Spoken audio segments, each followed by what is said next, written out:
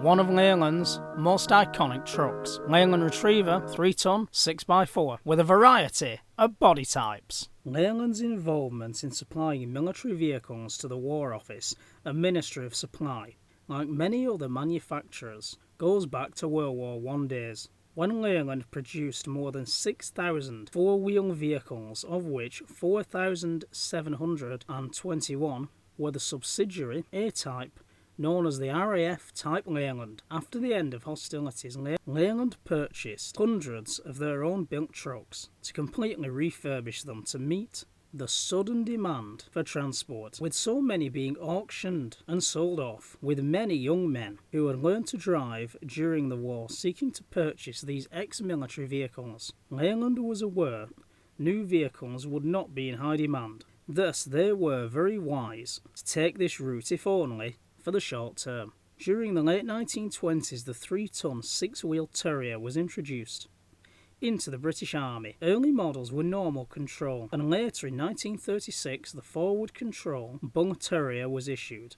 Terriers served throughout the 1930s, with gradual improvements being made to the production run until replaced by early model Retrievers, built along similar lines to the forward control Bull Terrier. The early production run of 3-ton 6x4 vehicles, including Leyland, was supplied as timber-bodied GS general service trucks, with special purpose bodies built, maintained and stored for fitment at the outbreak of war. It is safe to state the Leyland Retriever recovered the most varied body types, including GS, breakdown, gantry, camera, Coles EMA Mark 6, crane, Coles Mark V3 Series 5, darkroom, processing, Durrick, FBE machinery, recorder, pontoon, searchlight, stowers and wireless. In addition to these roles, others were modified in the field, in workshops, for various appliances.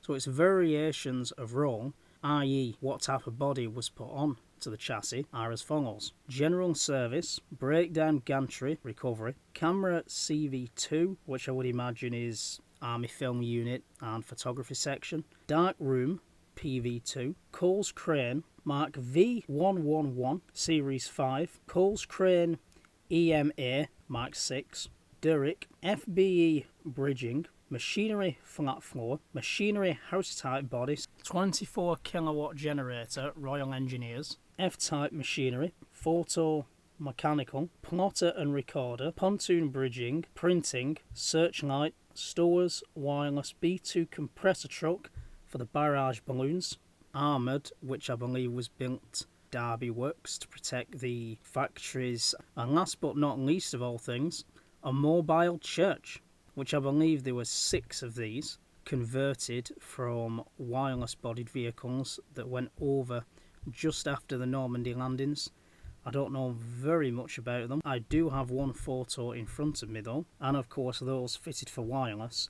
The poles for the antenna were often fitted on the side. They were quite thin poles, but to be honest I've always wondered what it must have been like to work in a wireless truck. Probably a pretty boring job, but obviously there's a lot of traffic every day.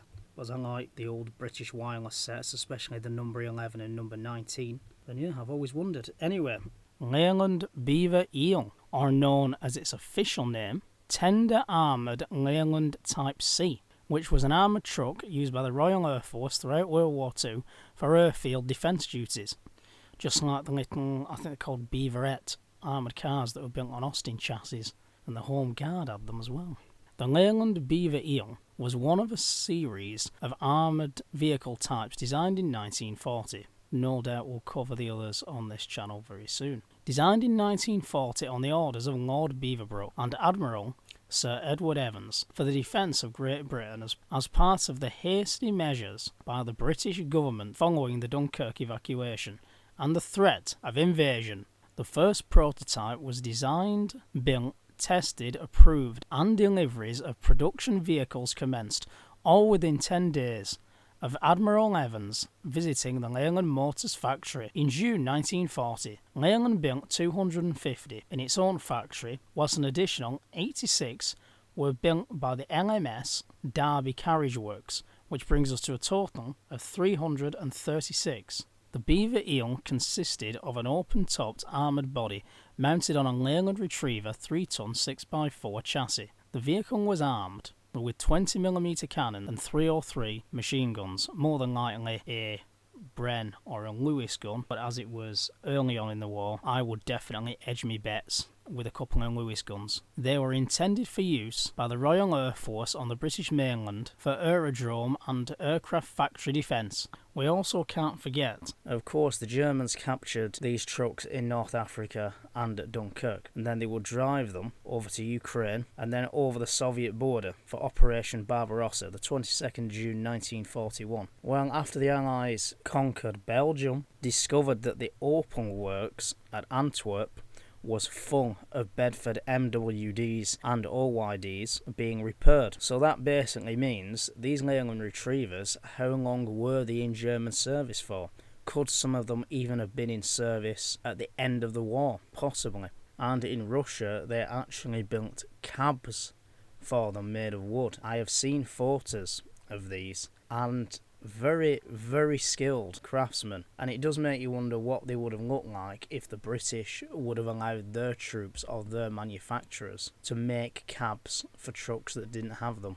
They would have had a lot more protection from the weather, and of course it does make you wonder what they would have looked like. Would they have lasted a bit longer in service? Question mark. After the war, went into civilian ownership. Fuel tankers, general purpose with drop-down side, recovery trucks, site offices, and cranes, circus generator wagons, and you never know, somebody in the past who turned one into his own camper van. But I'm more interested in where them mobile churches ended up. Let's get on with specifications. Engine, Leyland 4-cylinder petrol, bore 4.9/16 inches and stroke 51/2 inches. Capacity 9.5 litres, maximum 73 British horsepower at 2,120 revs per minute, maximum torque 3,120 pounds. Gearbox 4-speed forward, 1 reverse. Ratios 4.78 to 1.3.0 to 1,174 to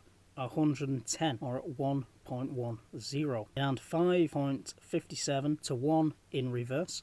2-speed auxiliary fitted, that's more than likely for off-road. Suspension, front semi-elliptical, rear inverted, semi-elliptical. Brakes, foot brake, hydraulic servo assisted on all wheels, hand and mechanical on the 4 rear wheels only. Some models fitted with a vacuum trailer brake connection. Tyres 900x20. Capacity fuel 31 gallons, giving a range of 195 miles. Turning circle 55 feet 0 inches. Dimensions: length 21 feet 6 inches, width 7 feet 6 inches, and height 10 foot 4 inches. Weight unladen 4 tons or 8 CWT.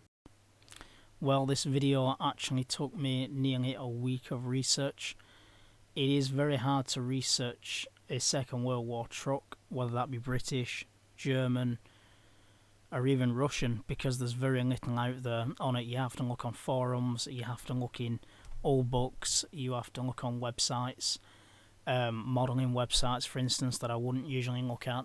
So it is hard to find anything out about a Second World War aircraft. You have to go on Wikipedia. It's not always right though, so you still got to consult your old books. So it's much easier. I can do one of them videos within 5 hours, but one of these videos, it takes a lot of research. But there is very few YouTubers who cover this subject because they deem it to be very boring. But without these trucks, and of course without the RASC, the British supply line, then we wouldn't have won the war. I know it's the infantry who fight, but in my opinion, these guys are the real heroes. So one of my 2 new series on this channel will be about Second World War trucks, hands down. That's a definite. I have had to put Albions in place of Leyland Retrievers on some of the photos because the body types, there is no photos that I can find on Google or even in the 10 books that I've got to do with military soft skins. So unfortunately, it just has to be. I have an idea for next week provided by Josh Jones. a certain aircraft that he really likes that fought during the Battle of Britain.